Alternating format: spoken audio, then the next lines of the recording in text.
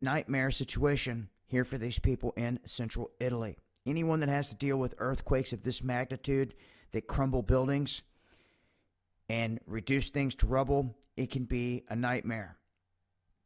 Now, this came in at a magnitude of 6.2, but as I've stated before, it's all about where the earthquake hits. We can have 6.2s hit all day long in other parts of the globe, even 7-pointers, and there be no destruction.